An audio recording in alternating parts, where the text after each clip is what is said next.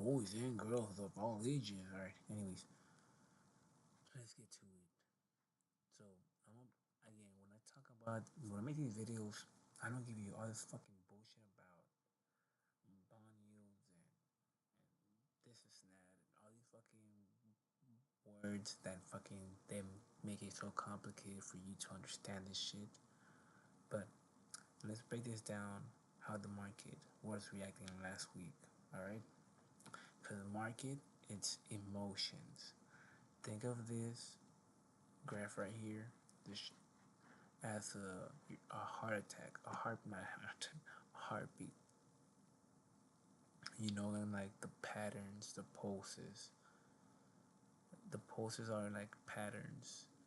The market has to have a pulse at certain time of year, age, whatever, whatnot. Just look at it that way, or just look at the whole thing as a heart rate, like as a timeline of your heart graph in general.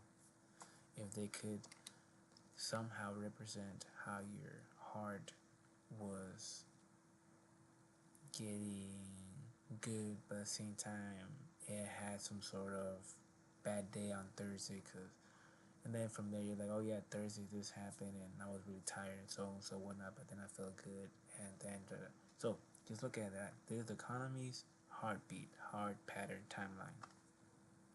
Right here we got really scared, and that's how the market works. The market gets rich off you, and you are what makes it go up. So while you and of course everybody else smart ones were selling at the top, you were selling along the way or down here. And based on what they were telling you, so YouTube wise or social media in general, and media, you know, the whole panic, and this is for the market, what is he doing, he doesn't know what he's doing, these tariffs are gonna kill the economy, and so on, so on, so on. Meanwhile, I was saying back back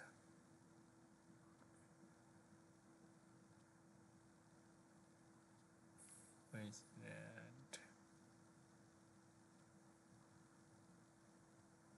change my,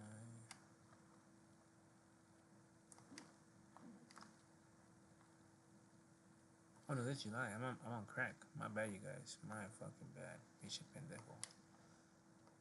My bad. This was tariffs. What they fucking think. Sorry for that. That's funny shit. No wonder I was like, wait, that doesn't make sense. Anyways, right here, so right here is when you were selling. You were selling. They sold here, or here, the smart ones. Meanwhile, you were selling here late. You were buying again because you were hearing maybe that's a top, or your day traders, or even including myself in this region right here, somewhere up here, I've something similar happened.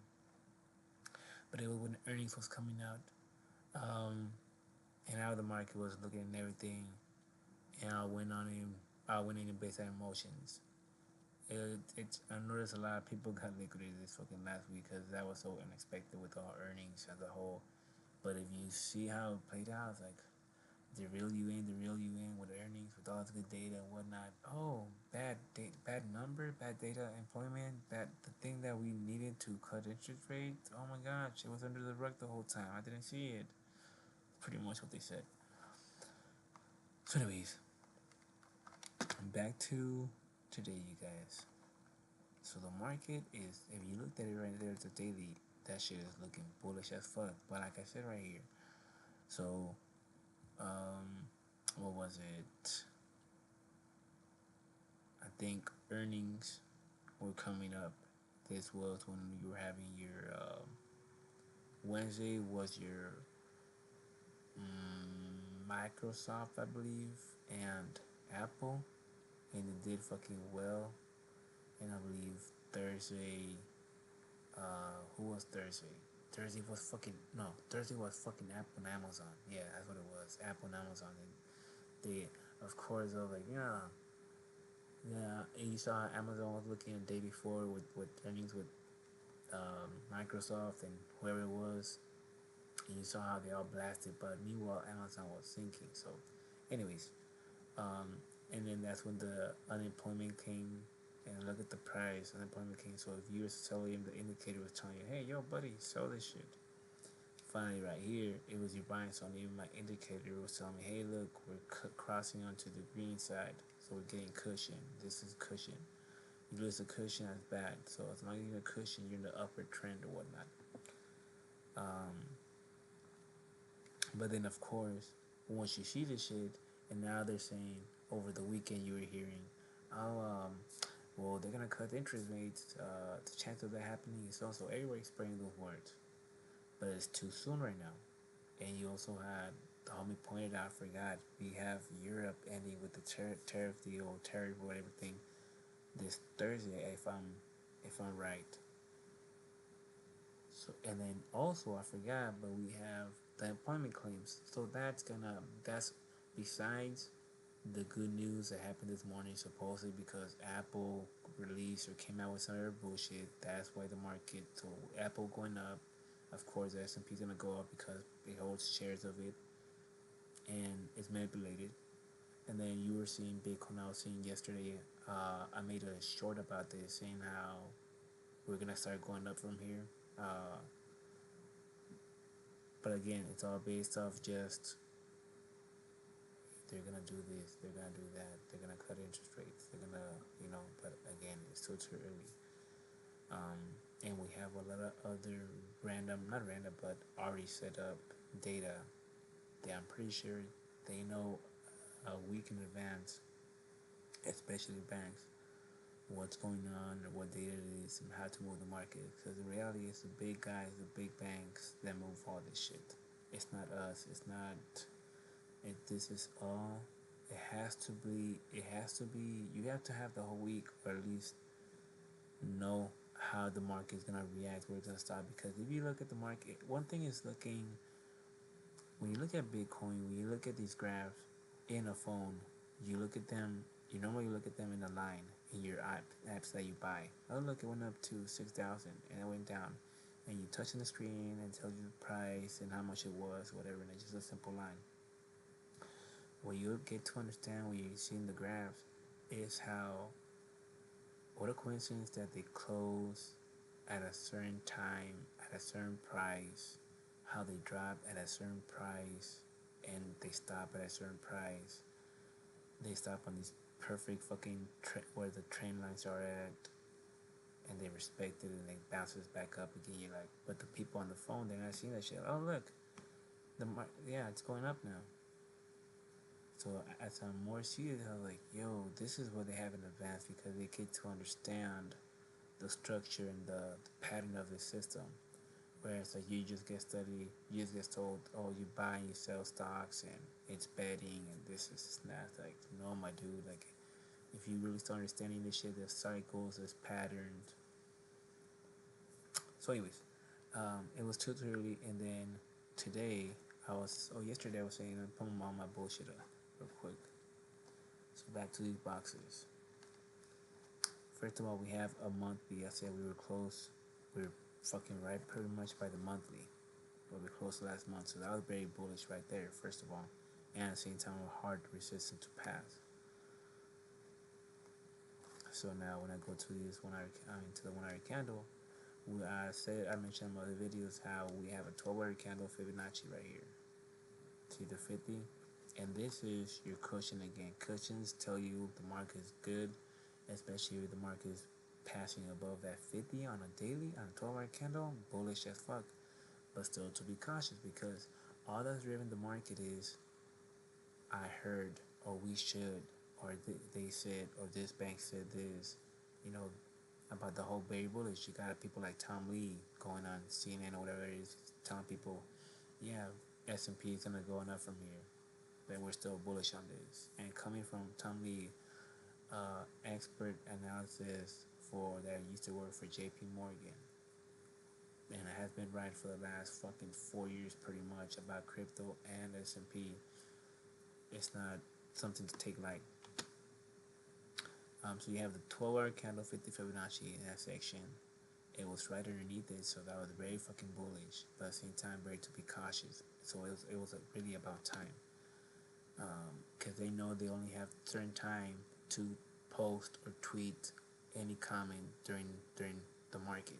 They know the market has what, 6:32.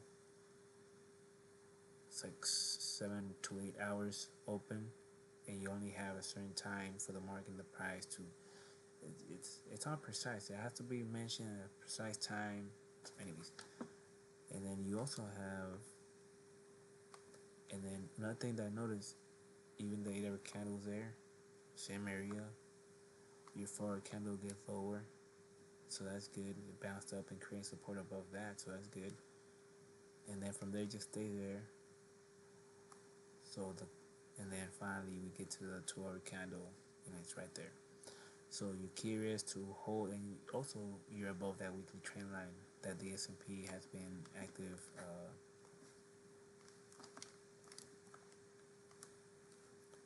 For quite some time. I believe it's somewhere right here. Yeah, I started from the right here. That's when we shot up here. It was your 50, so this starts a new trend right here. And the old one, no, not the old one, but OG one is this one right here. But that's if the market really takes a crash to the 50s, which I believe will happen maybe later in the future once we fucking shoot. But here's your next target. So once this data is actually fucking released, or either tomorrow we're gonna get some sort of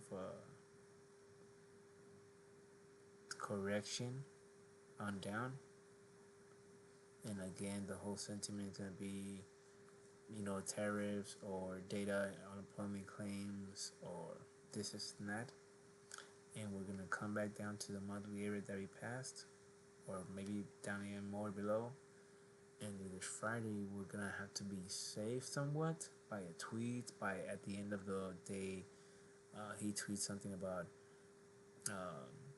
having a conversation with so and so about so and so, or whether it be terrorists or whatever, or something positive. That's if we do go down with this unemployment claims and some sort of other tweets. But based on how, because you can even see with the Bitcoin and Ethereum, they're still following the market. Because again, they're synchronized to the S&P and the Nasdaq. It's all one. So anyways, so today when I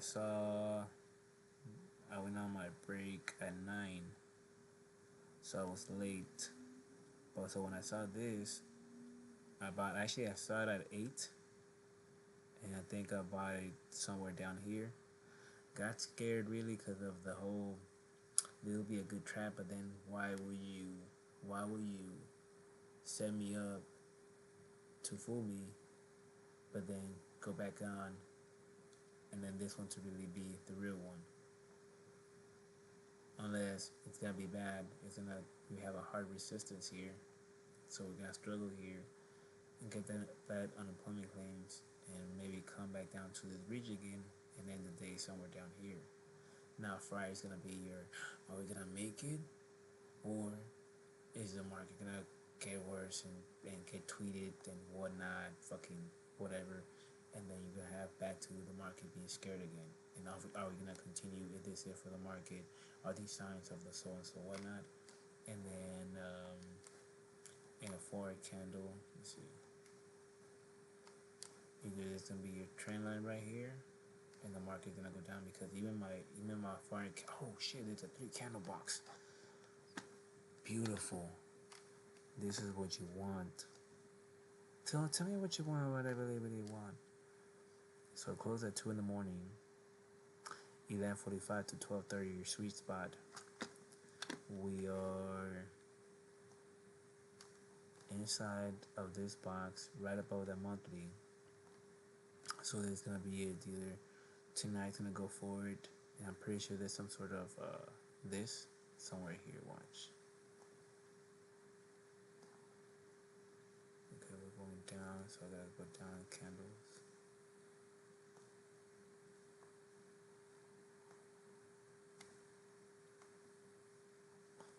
down, so it doesn't. So that's telling me that unless it still stays there, because there's a resistance right here, from right here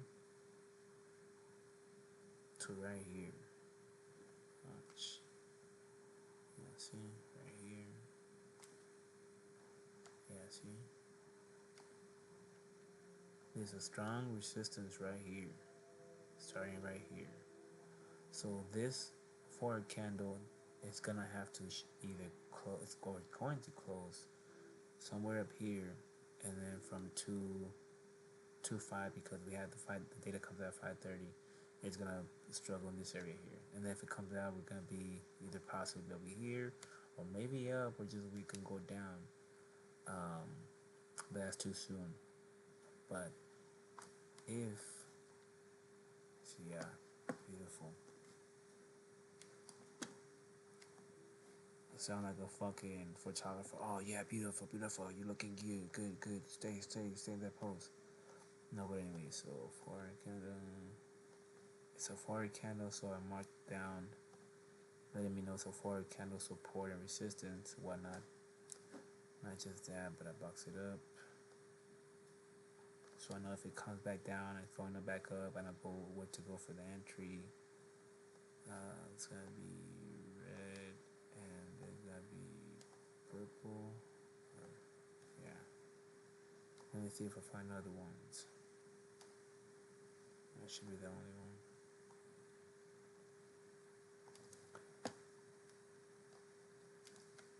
Alright, so the only hard resistance that I see is this 12-hour candle, this daily, and this 12-hour candle, and that's your resistance area right here. So like I said, by 11:45 to 12:30, we need to be somewhere up here. So then by 1 and 2, we can shoot up and close up here, or at least here. And then 3 and 4 and 5, keep on pushing up or just struggle in this region. And then 5:30 comes, we go back down. Or we start, if not, we start going, we'll start, if we're still here in this region, or just keep wicking, and we start seeing by 12, 15, 30 going down, most likely you're going to create support here and then go back up, or yeah, because this is your monthly. It's not going to go back down unless with that bad data tomorrow. If we get that bad data tomorrow, we most likely will come back below this 50, or especially to this 12-hour candle, which now is going to be act like a support. But it depends where that 4-hour candle closes tomorrow. If it's at 6 in the morning, because we close a 4-hour candle at 6. So if that 4-hour candle closes below it, or in between it, or above it, it really makes a lot of difference, because from there we'll then be creating support, and then depending on how we're looking between 7:45 and 8:30, the market is gonna then bounce and shake it off and say some bullshit about unemployment came so and so, but market now so and so, some fucking bullshit like that. Or the year of tariffs, or he tweeted something and the market then recovered safe because of that at the end of the day. Something like that. So even though we do drop in the morning, pay attention to 7:45, 8:30, and then we'll just see where the market's at and everything. And then after that, pay attention to 11:45 and 12:30. It's gonna tell you where the market's gonna then also keep on going or whatnot. Next move. So even here, see, even my indicator is telling you, hey, if we do come down here, you're gonna be testing this cushion, this support area. So it aligns with the monthly and everything. That's it. And then Bitcoin and Ethereum gonna follow, and they're probably bullish on now too. You see how they're also waiting, some area right here. S&P, just like S&P, it went down, it went up, we took a little fake, and we're still holding. And then now it's waiting for that, it's waiting for the move for tomorrow, especially this at 1 in the morning. So at 3 in the morning, you're gonna either see it has to be, or it's probably gonna be somewhere up here, or just still waiting here, waiting for that data ready to move the market. And then at 5 in the morning, or so, you finally see it shooting up here, or we'll go going breaking down and being down here in this region. And then with Ethereum, same shit. Because you see, Ethereum is more lighter, so Ethereum tells you first how it's really feel, how Bitcoin's really feeling. And you can see it's also same shit. Also, you're in the 3 monthly. Watch. See that 3 monthly that they kept fucking falling from, and it was holding this last month on July, and how we close here in July, and this is now it's gonna be very bullish because it's gonna be the first, not just 3 monthly, but also monthly closing above, so on so whatnot. So the fact that Ethereum is already breaking through this 3 monthly resistance, and we're coming to the end of the week, and S&P is coming out with that data tomorrow, and it's fucking in the all-time high regions. All three of them are again are telling you, hey, this could be the week that could push us on up. But again, we're still too early. The rate cuts is a month from now. A month from here, we have a lot of data. We have, we got